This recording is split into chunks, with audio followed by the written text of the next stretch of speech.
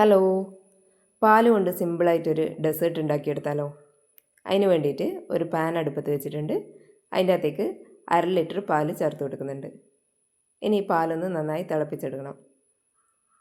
Law ഫ്ലെയിമിൽ വെച്ചിട്ട് നന്നായി ഒന്ന് തിളപ്പിച്ചിട്ട് ഒരു പകുതിയോളം വറ്റി വരുന്ന സമയത്ത് അതിൻ്റെ അകത്തേക്ക് ഒരു 1/4 കപ്പ് അളവിൽ പഞ്ചസാര ചേർത്ത് കൊടുക്കുന്നുണ്ട്. ഇനി പഞ്ചസാരയും പാലും കൂടി ഒന്നുകൂടി നന്നായി ഒന്ന് മിക്സ് ചെയ്ത് കൊടുക്കുക. ഏകദേശം ഒന്ന് കുറുകി വരുന്ന സമയത്ത് ഇതിൻ്റെ അകത്തേക്ക് ഒരു അര ചെറുനാരങ്ങേൻ്റെ ജ്യൂസ് കൂടി ചേർത്ത് കൊടുക്കുന്നുണ്ട്.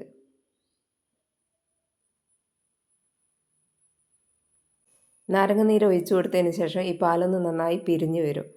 അപ്പോൾ ഈ വെള്ളമെല്ലാം ഒന്ന് നന്നായി ഒന്ന് വറ്റിച്ചെടുക്കുക. എന്നിട്ട് ഈ പാല് മാത്രം നല്ലോണം വറ്റി വരുന്ന സമയത്ത് അതിൻ്റെ അകത്തേക്ക് 1 ടീസ്പൂൺ നെയ്യ് ചേർത്ത് കൊടുക്കുക.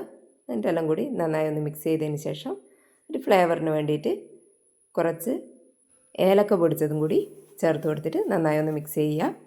അതിന് ശേഷം നെയ്യ് തടവിയെടുത്ത ഒരു പാത്രത്തിലേക്ക് കുറച്ച് ബദാമോ പിസ്തയോ എന്തെങ്കിലും ഒന്ന് ഡെക്കറേറ്റ് ചെയ്തിട്ടിട്ട് അതിൻ്റെ അകത്തേക്ക് ഈ നമ്മൾ ചെയ്ത് വെച്ച മിക്സ് ഈ പാത്രത്തിൽ ഇട്ട് കൊടുത്തിട്ട് നന്നായി ഒന്ന് ലെവൽ ചെയ്ത് കൊടുക്കുക.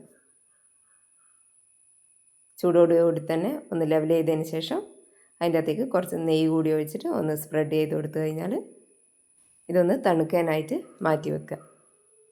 തണുത്തതിന് ശേഷം ഇതൊരു പ്ലേറ്റിലേക്ക് തട്ടിയിട്ട് കൊടുക്കുക. ഇനി ഇത് ഏത് ഷേപ്പിൽ വേണ്ടിക്കലും മുറിച്ചെടുക്കാം.